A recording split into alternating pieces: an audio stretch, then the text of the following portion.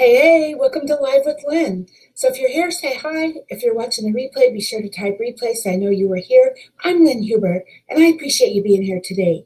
So today I'm going to talk about the best methods of communication for getting things done. Hi, Sarah. Good morning. So are you a good communicator? Do you consider yourself a good communicator?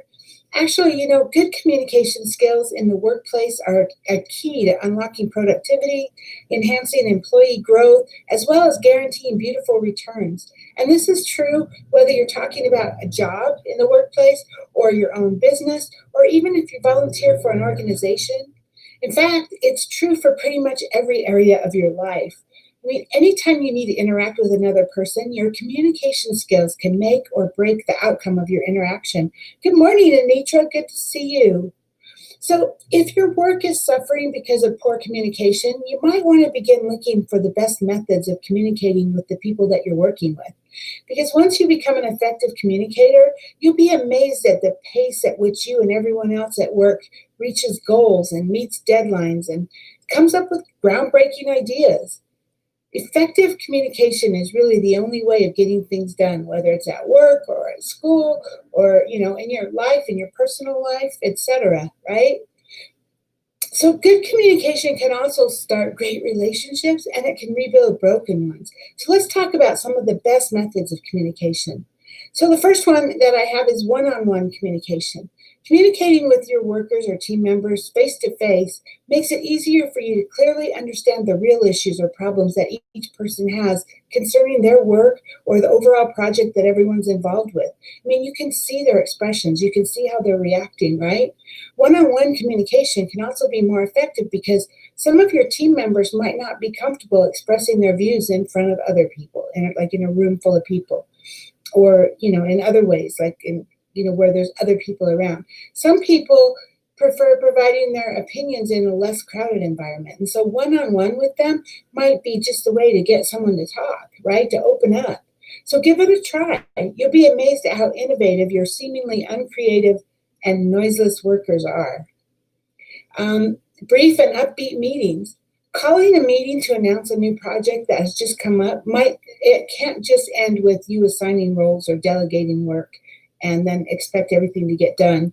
It doesn't work that way. I mean, you have to go the extra mile, meaning you have to constantly keep communication flowing to confirm that everyone is on track. So you need to hold short and vibrant meetings throughout the process. I mean, if you're working on a project, then you need to be having like regularly scheduled, short, vibrant, consistent meetings all through that while you're getting that project done. I mean, if it's one day, that's different. I'm talking about if you're, a project over time, right? So don't just assume that everyone knows what they're supposed to do or that they know how they are to carry out the work. Presentations, visual presentations, they can play a major role in helping everyone remember the information that they're supposed to use and keep. In fact, sometimes if people hear and see, they're using more than one sense, they're more likely to remember, right? So include visual presentations or PowerPoint presentations the next time you hold a meeting to help your team keep the material that you're giving them. Help them, understand and really get the whole concept, right? The next one, video conferencing. Video conferencing or communicating through video software such as Zoom or maybe even Facebook Live, although Zoom is more interactive, right? Those are excellent ways of keeping everyone involved and listening to everyone's views despite their location, especially if your team works remotely half the time. And of course, especially right now in the time of COVID, right? I mean, we can't be together, but Zoom, if we can't be face to face, Zoom can be our next best friend because, like I said, even on video, you can see people's expressions, you can see how they react, much more than you could in other ways, right? So, and then also if you're going to do emails, make sure that you send out clear, concise emails. So let's be honest. I mean, reading emails can be exhausting. If you're working for a company that mainly uses email to communicate with their employees, you probably know what I'm talking about, right?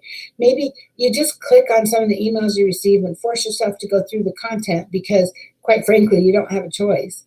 But how much of that information do you remember at the end of the day? Probably not as much as you're expected to. So when you're writing emails, make sure that you compose clear and concise emails that get straight to the point without trying without tiring your recipient before they get to the most important part of the email that you just sent out. In fact, it's always a good idea to put what you want from them or what you want them to do or what the main purpose of that email is at the beginning of the email. So say, hey, I'm writing to ask you to do this, and then you can go into more details, right? Sometimes having the purpose of the email or the request, what you're actually requesting from them at the beginning makes it much more effective because first off, they know what you're asking, and then they can read the details if they need more information, right? So brief, clear emails are a great way of communicating what you want or expect from the people that you work with. If you begin practicing some of these methods that I just talked about, you'll start seeing changes in your communication skills, and your communication will be more effective. Remember, the best way of getting everyone on the same page when it comes to getting things done is by remaining open-minded as a leader and creating an environment that encourages everyone to express their opinion. Be open to new ideas and respect the opinion of the other people you're talking to, even if it's not a similar opinion to what you have, or it's not they have ideas that are different than what you had in mind, right? If you're open to what you're hearing from others, you might be just surprised to hear someone else give you an idea to help you do something even better than what you were doing to begin with. So, hey, now I'd love to hear from you. Do you consider yourself a good communicator? Do you use a variety of different ways to communicate? What helps you make your communications better so that people understand what you're asking and get more things done? Please share your thoughts in the comments below. I would love to hear your stories.